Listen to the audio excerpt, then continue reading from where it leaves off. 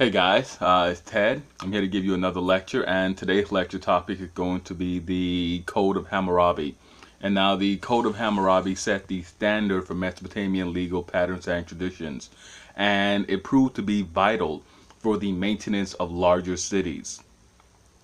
And now, the reason that the code was needed for the larger cities was that there was a need to order the interpersonal disputes and interactions between the inhabitants of these cities.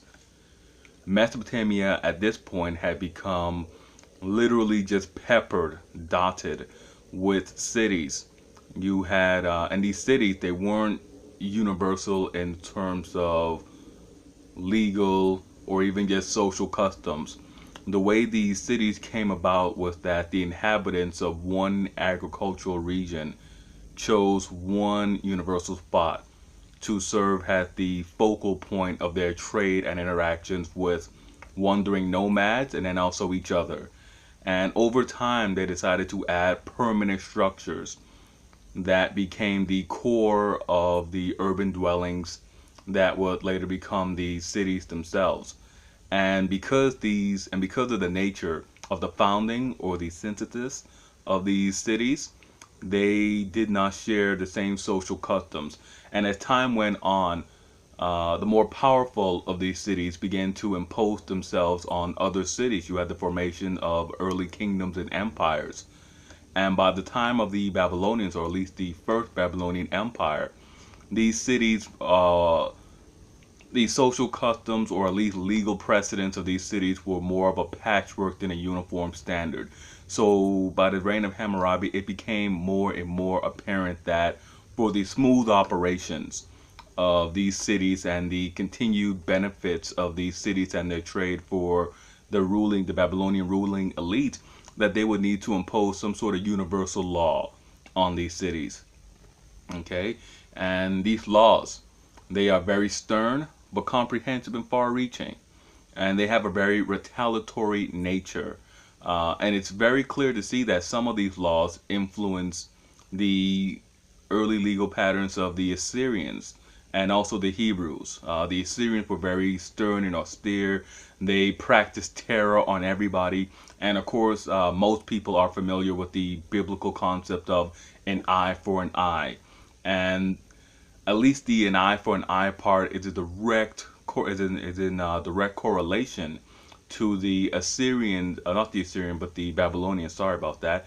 The Babylonian idea that, and this comes from the Code of Hammurabi, that if a doctor botches an operation, then the doctor is supposed to have his hands removed. If you are caught stealing from a house that's on fire, then you yourself are to be thrown into a house that is subsequently lit on fire. And now for the at least the hard evidence of the law code itself, the stela, and the stela is about 6 feet long, and it lists some 300 laws. And Hammurabi himself is carved on the very top of the stela, and he is receiving the laws from the god Shamash. And now Shamash was the god of justice and the sun. And as I said earlier, it was issued in an attempt to govern the multi-ethnic Babylonian Empire justly. And there were copies of the stela erected in every city, so that nobody can say, "Oh, I didn't know the law," or no one can claim ignorance of these new laws being instituted. It was literally a sweeping away of the old and an installation of the new. And now for the code itself. In the very introduction, it names Hammurabi as the ruler of the world, who holds his power from the gods, an early link between kings and divine right. But it also states that that Hammurabi himself had the obligation to rule for the benefit of the people, and this is a first in history. Every individual, regardless of social condition, social class, has rights that cannot be infringed upon. Nowhere else in the ancient world, we don't have evidence from contemporary China or the Indus Valley civilization or even the Nile Valley civilizations to sort of compare to this. We don't have anything in China. We know for a fact that the Nile, they were ruled by god kings, and the kings were, at least in their first state, their first known great state, the Old Kingdom. The pharaohs, the kings, they were not about to share their power. They were not putting any limitations on their power. They weren't instituting any sort of thing like this. Local customs and traditions more or less coalesced into their uniform legal precedent, their legal code. And we just don't know about the Indus Valley. The Indus Valley civilization is still, our understanding of it is still in its infancy. There's still a lot to be learned about them. So this really sets Mesopotamia, the Babylonians, as being the first to introduce this as a legal tradition. And as I said it earlier, everybody was to obey the law. There were to be no exceptions. There's penalties for everybody. And to begin our examination of Hammurabi's code, we'll look at his criminal code, which covered murder, theft, assault, accidents. And these accidents are the type of accidents that result in the loss of a body part. Again, we go back to the an eye for an eye, a tooth for a tooth. So to cover theft, if you stole from somebody, then you were to pay 10 times over what you stole. And just to quickly go back and maybe cover how these laws were to be interpreted, how they were to be judged. The code itself, the stela, tells how judges are to be trained and how they were held accountable for their actions. So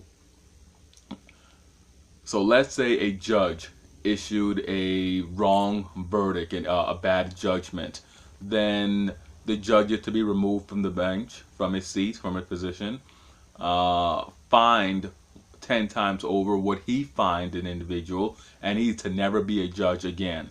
And judges were also mandated to record, to write down all their decisions. Okay? For murder, let's say somebody murders your child. Well, that person himself is not to be put to death. That's not an equal punishment. Instead, that person's child is to be put to death. So if somebody murders your daughter, their daughter is to be killed, and that would sort of be the right judgment. It would sort of set a balance between the grief and the anguish of the parents. For the understanding with that, there was no greater pain for a parent who lost a child than to see the person who took their child lose their child. There was to be equal pain and equal punishment for all, for the guilty party. And as I stated earlier, one of the main reasons for these laws to be issued, one of the main reasons for there to be a set of universal laws for Mesopotamia was the commercial activities. And now at this point, Mesopotamia was the linchpin, it was the center axis of what was later to become just the global land trade route, the old Silk Road. You had Mesopotamians manufacturing their goods and shipping them and exchanging them with the people in the Iranian plateau and also the peoples of the Indus River Valley. But they were also engaged in a very profitable trade with the people of what is now the Anatolia, what we would now consider Turkey. You had the people of the central Anatolia engaged in the trade. You had the people of the Levantine shores, that would be the eastern shore of the Mediterranean, and then also the Nile River Valley. So you had this global trade going on, and Mesopotamia was at the center of it. So it only stands to reason that they would have one of the most complex commercial codes, at least commercial laws. And one of the most interesting of these laws would be that if you sent out a commercial agent, somebody who was supposed to sell your produce or your manufactured goods in another city for you or in other cities for you, then that person was to be held accountable for the funds and also the transactions. If the person went out there and made a bad deal, let's say you're from the city of Kish and this person goes to the city of Lagash to sell pottery for you, and he gets swindled in the deal. Let's say everybody was selling their pottery. The going rate was 5 shekels, and this guy goes in and he sells all your shekels for about 2 shekels for a piece.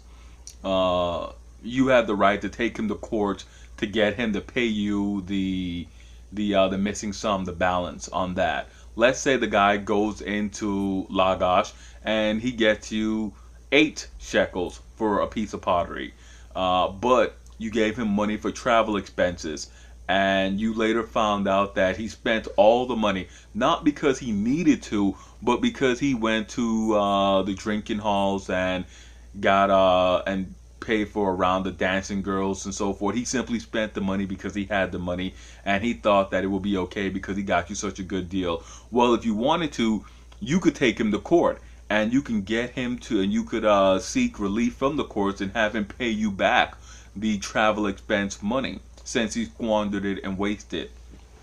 Contracts were also legally binding in according to the Code of Hammurabi, but the contract, in order for them to have been legally binding, they would have to have been written down, and they would have to have been witnessed by 2 impartial witnesses. Okay. And if you, let's say you came to court, let's say you struck a verbal agreement and you went to court and you did not have any witnesses to this agreement and you did not have any written evidence of this agreement, well, then your case will be thrown out and you will be forced to pay the court cost. And just to touch on a little more about the far-reaching aspects of the Code of Hammurabi, there's a very well-developed family code. And again, we begin to see the legacy of the Code of Hammurabi in Jewish or Hebrew traditions. So if a son strikes his father, then the son's hand is to be cut off. And this is really just an echoing. This is really just echoed later on, I should say, in the Hebrew tradition for honor your parents, honor thy mother and thy father. Basically, adoption. Adoption at this point was common enough to be mentioned in the Code of Hammurabi. And what's interesting is that inheritance was supposed to be equal amongst all children, male and female, and there to be no differentiation between adopted children and biological children. They're all sharing the same legal status. Which meant that they were also entitled to the same share of the inheritance. So if you have an estate that's worth 10,000 shekels and you have 9 biological children and 1 adopted child, well, then they're all getting 1,000 shekels. And also women's rights. So as I stated earlier, not only were women entitled an equal portion of the inheritance, they also couldn't be disinherited for any reason. So let's say you have a daughter and she marries, a goat herder, and you didn't want her to marry that goat herder. Well, when you die, she still got a share of your estate, whatever you left. She still gets an equal percentage of that. You could not disinherit her. You could not write her out of the will, so to speak. Also, in terms of family law, if you divorced your wife, and she hadn't committed adultery, you simply wanted to divorce her, you didn't want to be her husband anymore. If you had children, you were supposed to take care of those children. You were supposed to pay her what is basically alimony for the care and the maintenance of those children. You were also supposed to provide her with a home since you had removed her from your home. And if when she entered this marriage, if she brought a dowry with her, then you were supposed to return the dowry. And women themselves, they're also able to sue for divorce.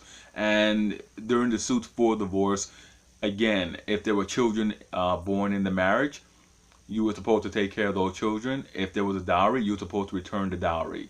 Also, if The only exception to these rules were if she was found guilty of adultery. Adultery would sort of um, negate the need for alimony or the need to provide any sort of appropriate settlement after the divorce. And two more important facts or points about that I would like to make in regard to the Code of Hammurabi would be regarding slavery and wages.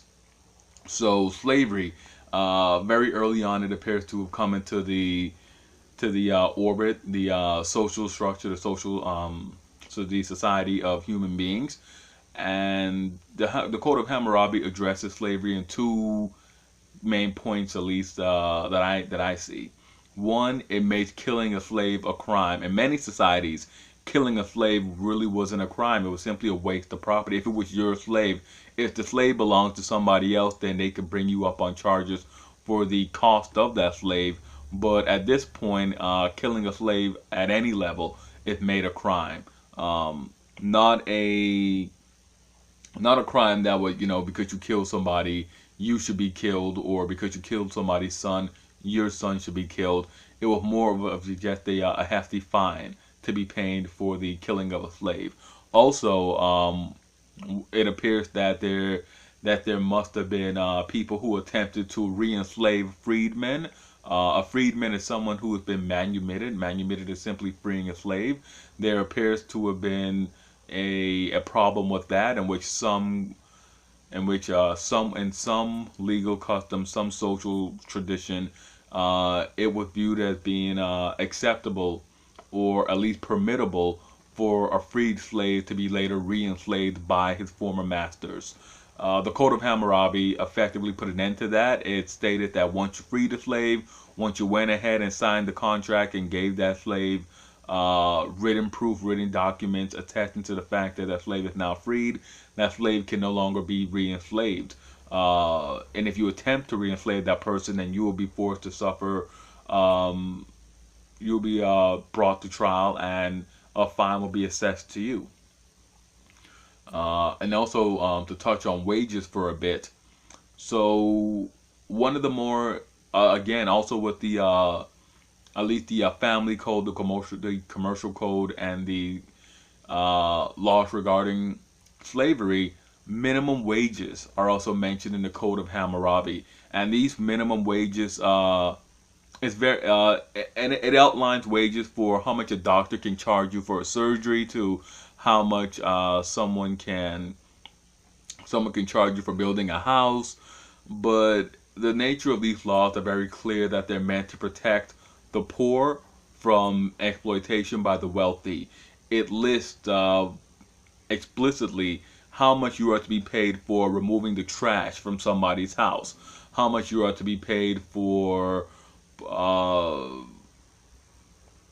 painting somebody's wall, how much someone can charge you for an operation for building your house.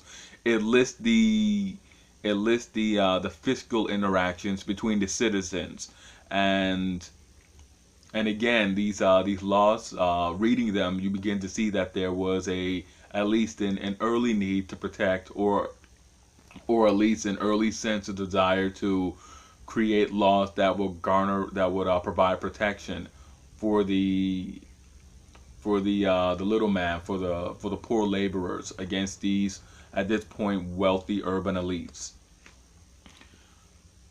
And there you guys have it. That's our examination. That's me covering the Code of Hammurabi.